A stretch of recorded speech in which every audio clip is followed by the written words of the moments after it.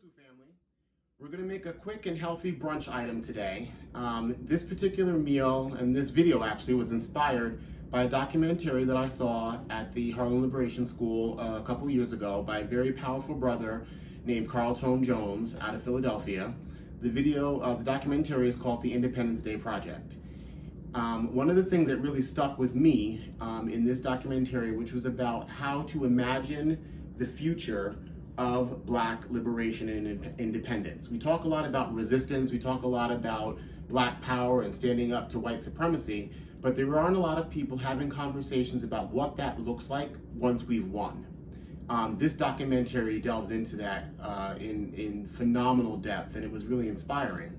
One of the areas which I hadn't actually thought about before this documentary was our relationship with food, both the preparation of food and the health consequences of our current food supply chain, and the people in places like Philadelphia and Mississippi who are harnessing that and taking control of agro-resistance, growing their own food, but also the ways that we can liberate ourselves right now through the choices that we make even in the grocery store.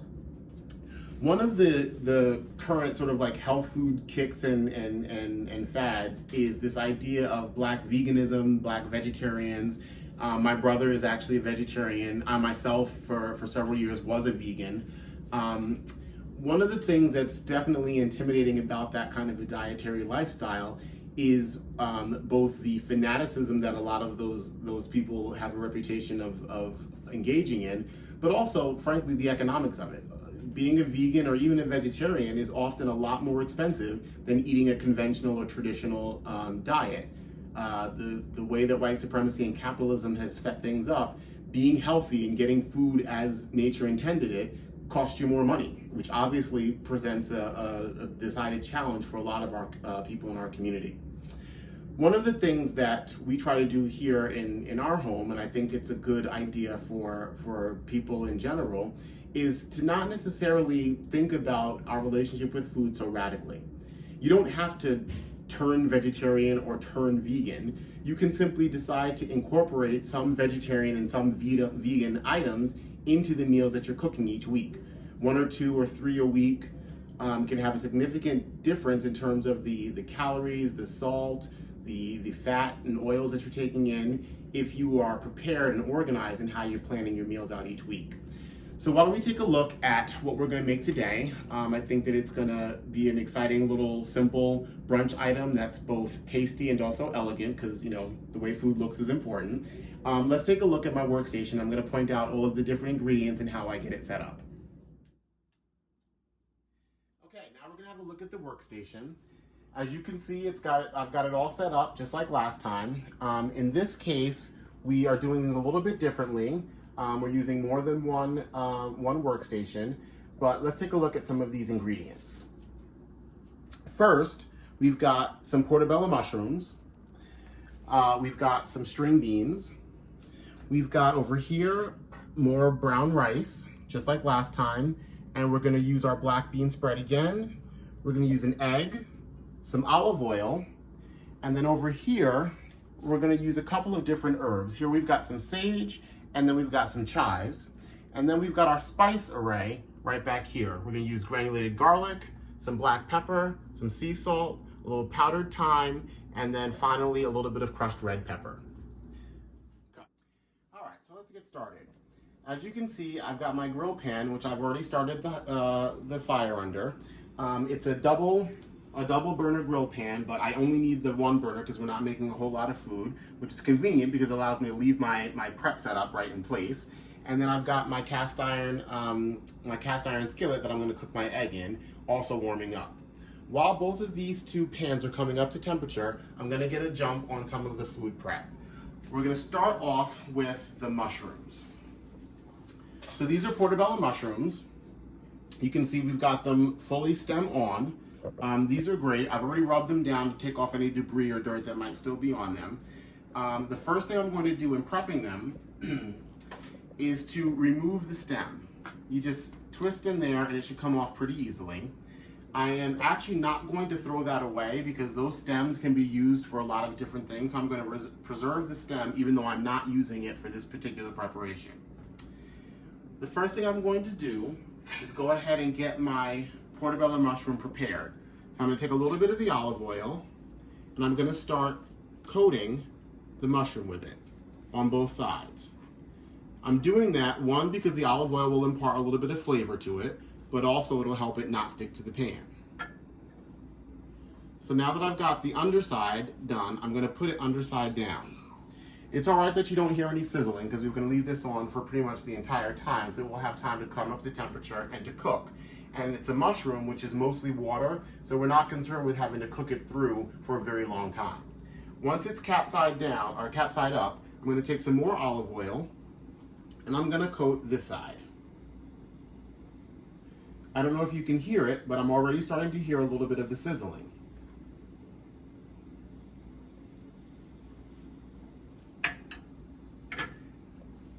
Now that I've got that going, I'm going to come over here and check the temperature of my egg pan. It's not quite warm enough, so I've got some time to do a little bit more prep.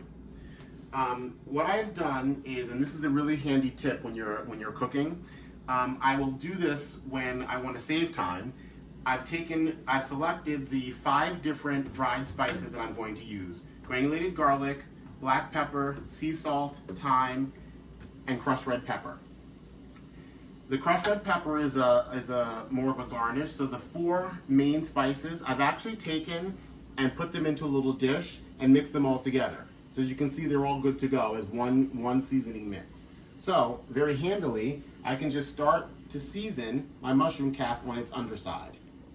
And I can hear the sizzling happening, so I know that the underside is cooking, and it'll be ready to flip in just a couple of minutes.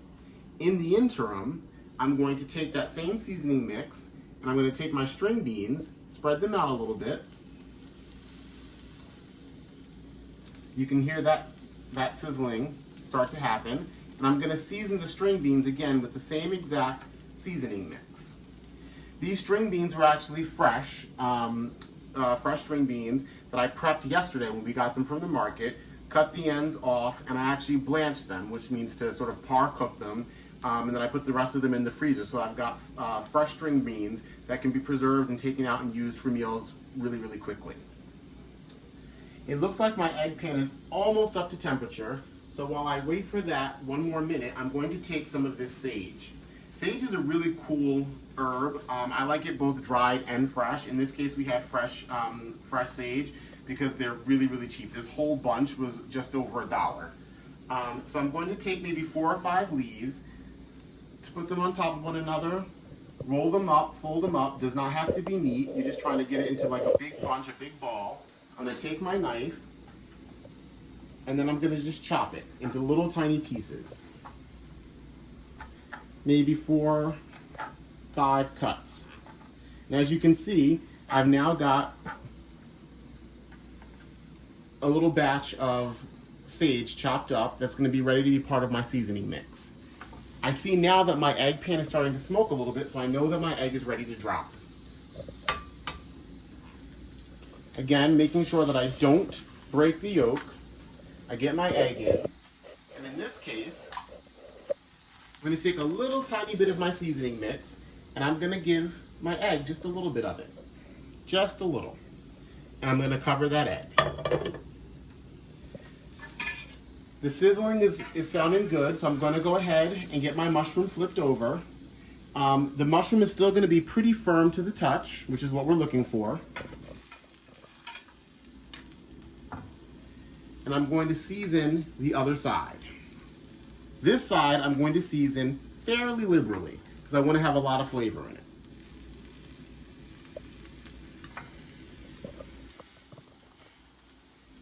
I'm then going to add the sage directly to the mushroom. This will preserve the sage, leave it just a little bit raw and warm through, so you're going to get a really, really sort of woody, sagey flavor that's going to give a very sort of herbaceous kick to my mushroom. You'll be able to taste it really, really pungently. And sage goes really, really nicely with mushrooms that already have sort of a woody flavor. The sage is a very nice complement to that. Now that that's going, I'm looking at my egg. I'm going to check it. And it's not quite cooked through all the way. You can see that the white is still sort of clear. I'm going to wait till it gets translucent. In the meantime, I'm going to add another layer of flavor to my mushroom. I'm going to spatula out some of the black bean spread and put that directly on the mushroom. This is going to do two things. Because it's very, very garlicky, and because it's full of black beans, it's going to add a nice, healthy vegetable bite from the black beans that is a load of fiber. It's also going to add a nice pungency and balance really well with the sage, but it's also going to act kind of like a glue. Because the next thing I'm going to do is I'm going to add the rice. First, I'm going to break it up a little bit, and I'm going to just dump some rice on here.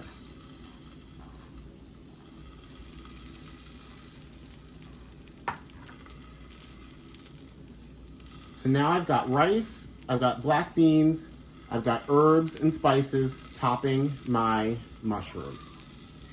If I look over at my egg, it seems like it's almost ready. The yolk is still very, very runny. I'm going to turn the light off to stop the heat. I've got a little bit of a straggler egg white. I'm going to cut that off. I'm going to take this egg and I'm going to put it on top of my mushroom, which is how I want it plated. I'm then going to take this pan and just place it over the top of the entire dish. You'll notice the egg starts to run, which is exactly what I want because I want to cook through egg, and I want some of that yolk to drizzle in and mix with my rice and with my mushroom. We're going to give this maybe 2 or 3 more minutes of cooking time. And while we do that, I'm going to grab a plate because it is almost time to eat.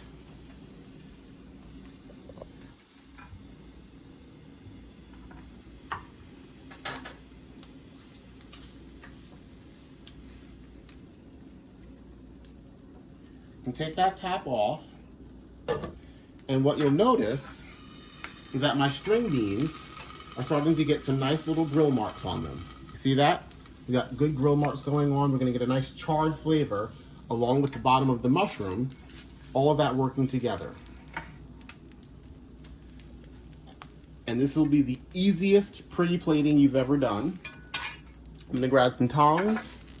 I'm going to take these string beans. You'll notice that they're still nice and bright green. That's because I blanched them, which locks in the color and allows me to grill them without sacrificing any of the aesthetics of the vegetable. And then I'll just pile those on top. Just like clothing, when you layer food, you get a much more sophisticated impact from a presentation standpoint.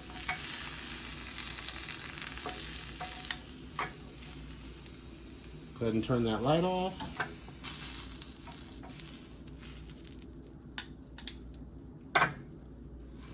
Now the last step in plating is to give it a little bit more color, and we're going to do that in 2 different ways.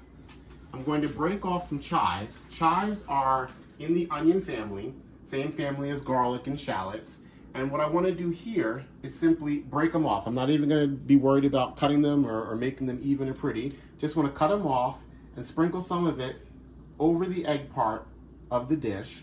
That's going to add a little bit more pungency, a little bit more green color, and a lot more flavor to the egg. And then lastly, I'm going to take the crushed red pepper and finish with that. It's almost like a little bit of a fiesta, a little bit of a party that we've got going on here. And there is our finished dish.